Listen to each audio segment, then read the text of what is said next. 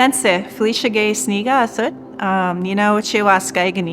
Just introducing myself in my language, Swampy Cree. I'm originally from Cumberland House, Saskatchewan, which is in northern Saskatchewan, and I'm a guest here on Treaty 4 territory. And I'm really excited to present this new exhibition. It's a retrospective of Faye HeavyShield, who is, I would say, one of Canada's most important contemporary artists that we have here. And this is her first retrospective, and we're really proud to have it venued here at the Mackenzie Art Gallery. I first met Faye as a student and working for Tribe Inc. in Saskatoon, and she was actually installing a show called Speak of Eddie. And behind me, you'll notice Episkaya, which is Blackfoot for they are dancing. And they really represent the ancestors, but it really also points to, Blackfoot understanding worldview, epistemology around our understanding of time, our understanding of relationality, our relatives, and really how time is flux, time is fluid, where there is no linear time, there's no beginning and end. It's like you can move in and out of time. So although your ancestors, you may think of them as occurring in the past, they can also happen in present and in the future. What I've kind of found within my own lived experience speaking Cree, although fragmented, is that I carry a Swampy Cree worldview, and I know that Faye carries a Blackfoot worldview. It really does stem from our languages. Our languages encompass both animate and inanimate, so that even thinking about stories are animate beings. It's something that Faye told me during one of our visits. I was worried about losing a traditional story that my Auntie Mariah used to tell, but after she passed away, we lost the ending of the story. My mom couldn't remember the ending of the story.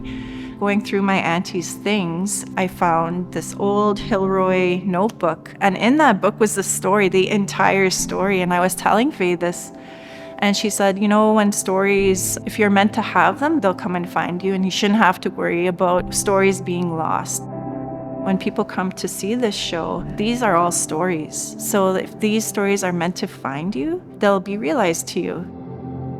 There's a piece called Entitled, and it really is this structure, which is a really abstracted version of a lodge.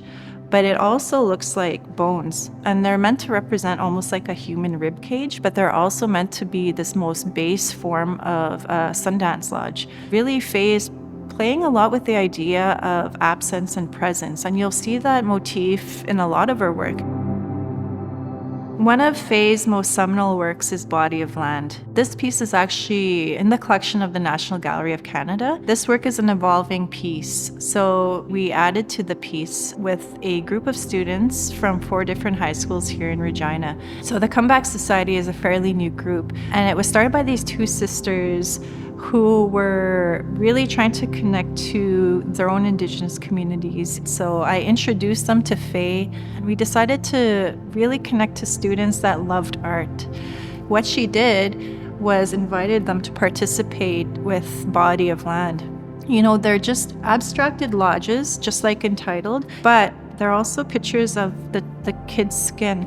And what Faye mentioned to these kids is that, no matter where you are, you belong somewhere, you belong here, you're connected to place. And I think that really resonated to them, because sometimes, when kids are disconnected from community, whether they're disconnected from their languages or what have you, if you have that understanding that you belong here, this place holds your DNA and your blood that occurred over thousands of years.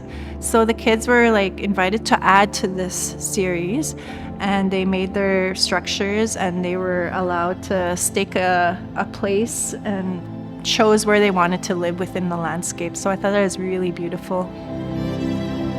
This show is dedicated to my mom, Valendy. She passed away this past spring, but she was really a key figure in the idea of this show and how I actually curated the show, because it stemmed from a particular story from my own territory. And I really look at the idea of collaborative story work, which is where Faye and I share the same ideas around story. So we're looking through, our own lenses as Swampy Cree and Blackfoot women. And really, my mother really helped me in that process before she passed on. The other aspect I really want to devote the show to is also the HeavyShield clan, because even visiting Standoff and being welcomed in by her family and sharing food with them, and just the warm nature of their embrace and their love and accepting me really helped me fulfill my ideas of what I wanted this show to encompass. And I just really want to thank them, Standoff, Cumberland House, the territories that we come from. And I really hope that you take in the show and visit with it. Come and visit a few times. Just take it in, take your time. And I'm hoping that you'll find those stories within that.